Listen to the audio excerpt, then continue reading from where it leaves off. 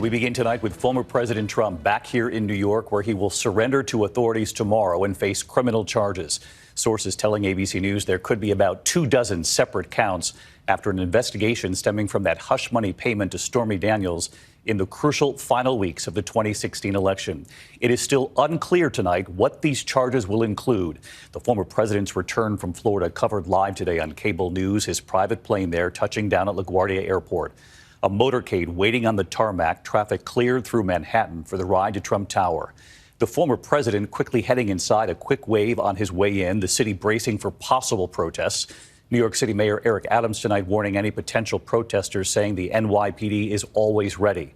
Although right now at Trump Tower and outside court, it seems so far the number of reporters outnumbering those who have gathered. The former president will be escorted to court tomorrow in a motorcade of police and Secret Service. He will stand before the judge to hear what charges he faces, and tonight what we've learned about what the public will now see. ABC senior investigative reporter Aaron Katersky leading us off tonight outside criminal court in Lower Manhattan. Tonight, former President Donald Trump waving as he arrived in New York, where less than 24 hours from now he is due to surrender to face criminal charges. His journey from Mar-a-Lago receiving live coverage on cable TV, supporters lining the route to cheer. After landing in New York, streets were blocked off to make way for his motorcade. Tomorrow, the former president will become just another criminal defendant on the downtown docket. And yet, he is no ordinary defendant. The Secret Service will deliver him to court to be arrested. Officers could take his mugshot, and though he won't be handcuffed, Trump will have to stand before a judge for arraignment on some 24 charges. His lawyer said he'll plead not guilty. The charges stem from a hush payment to porn actress Stormy Daniels weeks before the pivotal 2016 presidential election, and allegedly disguised as ordinary legal expenses. Today, Trump again lashed out at Manhattan District Attorney Alvin Bragg and attacked presiding judge Juan Merchan as a Trump-hating judge who would never give him a fair trial.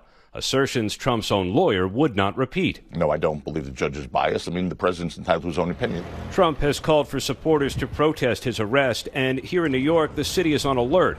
Mayor Eric Adams with this warning. While there may be some rabble-rousers thinking about coming to our city tomorrow, our message is clear and simple. Control yourselves. New York City is our home, not a playground for your misplaced anger.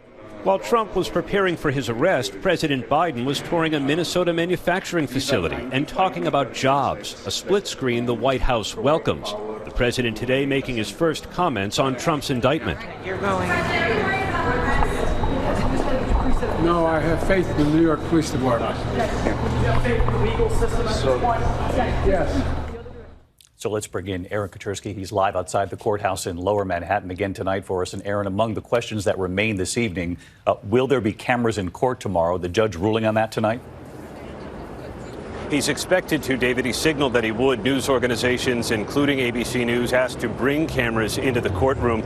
But the Trump legal team actually opposed it, saying it would create a circus-like atmosphere. Once Trump gets here tomorrow, we don't think we're going to see very much of him. He'll be driven down from his apartment on Fifth Avenue. He'll go in through a side entrance that will be blocked off by the police. He'll be processed, fingerprinted, photographed in private, and then he'll come into court using a special elevator, so he'll be visible in the hallway for only a few seconds. And he has called for protests to go on outside, but so far, David, around here, there just aren't very many of them. David? Aaron Katersky will be on the air with you tomorrow here. Aaron, thank you. The former president, of course, no stranger to legal fights, and as tomorrow's arraignment approached, he stepped up his attacks on the prosecutor and on the judge. And there is news tonight on a key addition to Trump's legal team. ABC's chief Washington correspondent Jonathan Karl outside Trump Tower tonight. As Donald Trump arrived in New York today, his motorcade taking him through the streets of Manhattan to Trump Tower, people close to the former president tell ABC News he wants to get it all over with and return to Florida as quickly as possible. He had previously told his allies he wanted to make a big show of defiance at the courthouse and at Trump Tower.